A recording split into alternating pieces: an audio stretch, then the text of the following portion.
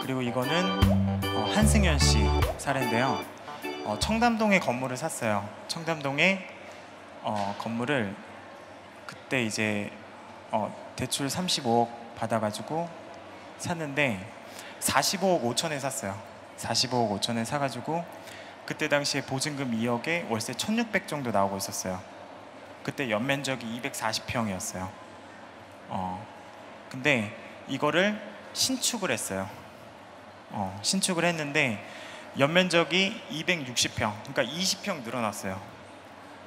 그리고 공사 비용이 13억 정도 들었어요. 지금 한승현 씨 건물은 투자를 되게 잘한 사례예요.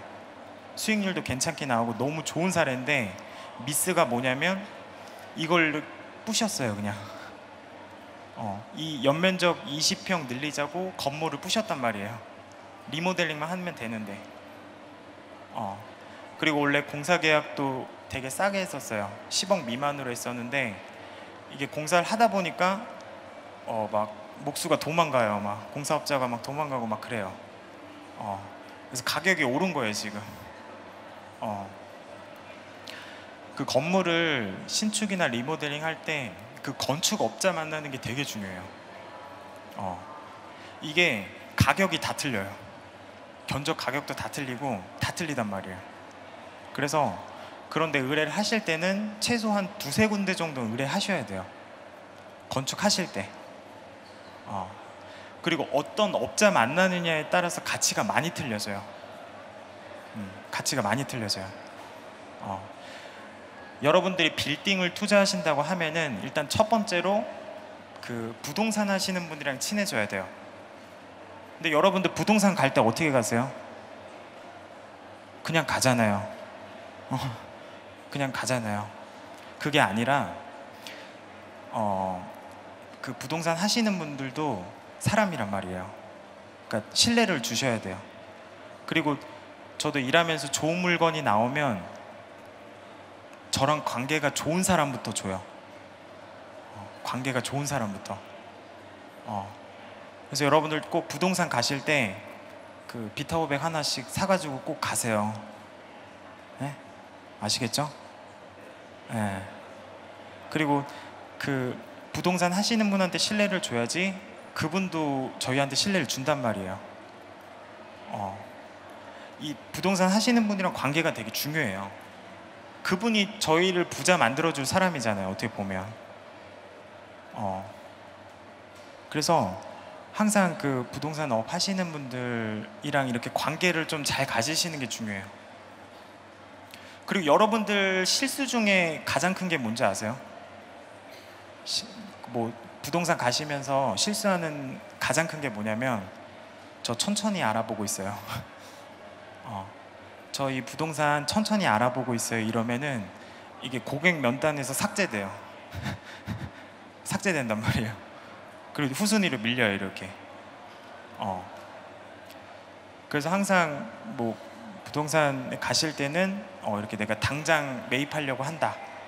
언제든지 좋은 물건이 나오면 뭐 계약금을 바로 보낼 수 있다. 그리고 뭔가 물건을 브리핑 받으면은 피드백을 줘야 된단 말이에요. 아, 이거 가서 봤는데 이건 별로였고 이거는 좀 좋았던 것 같아. 이렇게 피드백을 줘야지. 피드백을 안 주면 그냥 아, 별로 관심이 없나 보다 하고 이렇게 삭제한단 말이에요. 그래서 제가 뭐라 그랬죠? 부동산 갈 때는 꼭 비타오백 들고 가가지고 난 언제든지 살 준비가 됐다. 좋은 물건만 있으면은 해주겠다. 그리고 저녁 시간에 언제 나랑 밥 먹자. 그래서 좀 이렇게 친해지셔야 돼요. 최근에도 제가 그 거래했던 건물이 있는데 청담동에 있는 건물이었어요. 근데 매가가 26억 4천이었는데 보증금이 10억 5천 있었어요. 근데 대출 얼마 받은지 아세요? 17억 받았어요. 건물을 샀는데 오히려 돈을 받았어요. 공동담보로 빌려가지고 대출이 그렇게 나왔어요. 그 물건 최초에 나왔을 때도 저랑 관계 계신 분한테 먼저 얘기를 했어요. 이게 되게 중요한 거예요. 어떤 부동산을 투자하던 그렇게 부동산이랑 관계가 있어야지 이분이 좋은 물건이 나왔을 때 나한테 첫 번째로 얘기해 주죠. 근데 그런 관계가 없으면 그냥 이렇게 좀 비싼 매물밖에 브리핑 못 받아요. 그래서 부동산 하시는 분들이랑 꼭 이렇게 관계를 되게 좋게 가지시는 게 중요해요. 첫 번째로. 그리고 은행은 꼭 친해지셔야겠죠. 은행. 저한테 이제 뭐 대출은 어찌됐든 받으실 거잖아요. 빌딩 같은 경우에는 기본적으로 한 30에서 50%는 대출 받아요. 무조건. 근데 얼마 전에 현금 주고 매입하신 분 누구죠? 연예인분 전지현 씨. 325억을 현금 주고 샀어요. 네. 그래서 그렇게 됐고, 그래서 여기 한승현 씨 건물 같은 경우에는 그 공사업자분을 좀 잘못 만나가지고, 원래 꼬마 빌딩 같은 경우에는 그 한 이 정도 규모면 한 8개월이면 지어요 원래. 근데 계속 딜레이 돼가지고 원래 2015년도 5월달에 착공이 됐었는데 2017년에 준공이 났어요. 그러니까 그때까지 그냥 이자만 낸 거예요 계속. 중간에 막 갑자기 공사업자가 도망가고 막 목수도 도망가고 막 그래가지고 건축업자도 필요하시면 연락 주세요. 네. 제가 홍보를 많이 했네요. 아이 죄송해요. 네. 그리고 이제 마지막으로 이제 연예인 윤은혜 씨 사례인데 2010년도 2월달에 이런 건물을 16억 5천에 샀어요. 16억 5천에 이걸 어떻게 샀냐면 그 건물이 너무 이쁜 거예요. 뭔가 제주도에 있을 법한 건물이에요. 그래서 이걸 보자마자 하루 이틀 만에 샀어요. 바로 샀는데 이게 1989년도에 준공되고 대지가 65평, 연면적이 75평인데 그 여기서 하나 보셔야 될 게 뭐냐면 제가 아까 그 토지가 등급이 있다 그랬잖아요. 근데 이게 지금 뭐예요? 일종 전용 주거 지역이에요. 일종 전용 주거 지역은 건폐율 50%에 용적률 100%까지밖에 안 돼요. 그래서 쉽게 말씀드리면 그냥 2층 정도밖에 안 되는 거예요. 지을 수 있는 게. 거기다가 약간 특이해요. 내부가 이게 동그랗게 돼 있고 좀 이상해요. 그래서 그 임대가 좀 잘 안 들어갔었어요. 거의 1년 넘게 공실이었어요. 네. 그래서 그 윤은혜 아버지분이 마음고생 좀 많이 하셨어요. 소유하고 있으면서. 그래서 장기간 좀 매물로 내놨지만 매각이 안 됐어요. 왜냐하면 일종 전용 주거 지역에 임대도 안 들어가 있고 임대 공간도 좀 안 좋아가지고 매각이 안 됐었어요. 그래서 근데 이제 2012년도에 2년 9개월 만에 팔렸어요. 18억에 팔았는데 그동안 마음고생한 거 많잖아요. 중간에 막 임차인 잠깐 들어왔었는데 소송도 막 하고 막 그랬어요. 그래서 마음고생도 되게 심했어요. 그래서 제가 여기서 좀 말씀드리고 싶은 게 뭐냐면 건물을 외관만 보고 판단하시면 안 돼요. 외관만 보고 와 이거 진짜 이쁘다 이게 좋은 게 아니에요. 항상 건물은 그 땅의 가치를 봐야 돼요. 땅의 가치. 지금은 볼품없는 2층, 3층짜리 건물이지만 나중에 이제 신축했을 때 뭐 몇 층을 올릴 수 있고 면적은 어떻게 되고 그런 걸 좀 보셔야 돼요. 그래서 건물 외관이 화려한 것보다는 땅의 가치를 먼저 봐라.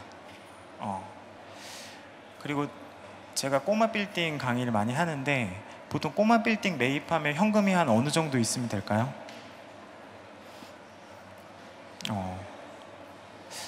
저는 한 5억에서 한 5억 정도면 도전해 볼 수는 있어요. 서울시 내에 빌딩을 매입하실 때 현금이 한 5억 정도 있으면은 도전은 해보실 수 있어요. 그리고 여러분들이 보셔야 될 게 뭐냐면 그 빌딩 같은 경우 이제 현금 5억 주고 처음 투자를 하면 저희가 생각하는 그런 건물이 아니에요. 그냥 한 3, 4층 정도 되는 그런 낡은 건물일 거예요. 아마 매입하실 때. 그리고 저는 그 항상 투자하실 때 좀 다가구 주택 같은 거 좀 빨간 벽돌 있잖아요. 그런 건물 좀 노후화되어 있는 거 사가지고 뭐 리모델링 한 다음에 좀 임대 맞춰가지고 팔기에 가장 좋아요. 그래서 좀 이렇게 처음 투자하실 때 현금 5억 정도면은 이 빌딩 투자에 한번 도전해 보실 수 있어요. 근데 많이 뛰어다니셔야 돼요. 그리고 항상 말씀드리는 게 뭐냐면 빌딩 매각된 걸 보셔야 돼요. 매각된 거. 나와 있는 것도 보지만 팔린 걸 봐야 돼요. 팔린 거. 요번 연도에 팔린 거 있죠. 그리고 작년에 팔린 거. 건물 가서 보면은 다 바뀌어 있어요. 아무 이유 없이 건물을 사진 않아요. 그 몇십억 몇백억짜리를 아무 이유 없이 사진 않는단 말이에요. 그래서 팔린 거를 가서 보면은 왜 샀는지 알게 돼요. 왜 샀는지 알게 돼요. 건물이 다 바뀌어 있어요. 쉽게 설명드리면 여성분 성형하기 후 모습이 계속 보이는 거예요. 전 모습이랑 후 모습. 그래서 빌딩 투자에 성공하시려면 성형하기 전 모습 있잖아요. 그 노후화되어 있는 거. 근데 이목구비 뚜렷한 건물 있잖아요. 그런 걸 찾으셔야지 나중에 많은 차익을 얻을 수 있어요. 근데 그런 눈을 키우시려면 이 매각된 사례를 보셔야 돼요. 매각된 사례. 누가 답안지 풀어놓은 걸 보셔야 돼요. 아시겠죠? 네. 현재 나와 있는 거랑 매각된 걸 보셔야지 이 흐름을 좀 감이 좀 생겨요. 감이. 빌딩 투자에 감이 생긴단 말이에요. 지금 나와 있는 건물은 좋은지 안 좋은지 몰라요. 근데 팔린 거를 같이 보게 되면은 이래서 샀구나. 이게 이렇게 바뀌었구나. 저희 학창 시절에 답안지 많이 보잖아요. 전에 나왔던 것들. 그런 걸 보시라는 거예요. 보통 이렇게 좀 규모가 큰 건물들은 그 법인을 좀 많이 만들어요. 근데 여러분들 항상 고민하셔야 될 게 뭐냐면 법인이 설립된 지 5년이 안 되고 과밀 억제권역 있잖아요. 그 내 건물을 살 때 취득세가 중과돼요. 설립된 지 5년이 안 됐으면.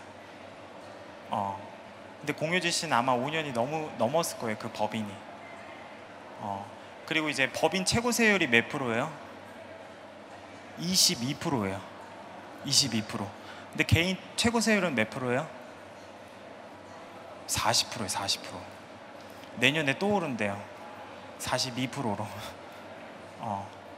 그래서 좀 만약에 이제 임대 수익을 받거나 그럴 때 좀 이렇게 효과가 좀 있어요. 법인 같은 경우에는. 근데 아셔야 될 게 뭐냐면 이런 꼬마 빌딩 같은 경우에 굳이 법인 안 내도 돼요. 아까 저거는 뭐 60억 투자해서 거의 100억 가까이 되잖아요. 그래서 꼬마 빌딩 같은 경우에는 뭐 법인 같은 경우에도 법인세도 내고 또 어떻게 제가 실질적으로 받으려면 배당도 받잖아요. 그래서 소득세를 또 내요. 그래서 여러분들 매입하시기 전에 이렇게 세무사랑 한번, 그리고 여러분들 또 아셔야 될 게 뭐냐면 명의를 누구 명의로 해야 되는지도 되게 중요해요. 건물 매입하자마자 막 세무조사 맞아요. 그리고 세무조사가 또 언제 나와요? 보통 한 2, 3년 뒤에 나온단 말이에요. 그래서 매입하시기 전에 그냥 아무 생각 없이 이제 와이프랑 뭐 자녀도 넣는단 말이에요. 지분을. 소득 증빙이 안 되는 사람들 명의를 넣는단 말이에요. 그럼 나중에 세무조사 맞아요. 그리고 부부간에는 6억까지 증여가 돼요. 그리고 자녀한테는 5천만 원까지 공제가 되고. 그리고 그러니까 그거를 이제 세무사랑 얘기는 해보셔야 돼요. 매입하시기 전에 항상. 내가 이 명의로 했을 때 이 문제가 있는지 없는지 확인을 하셔야 돼요.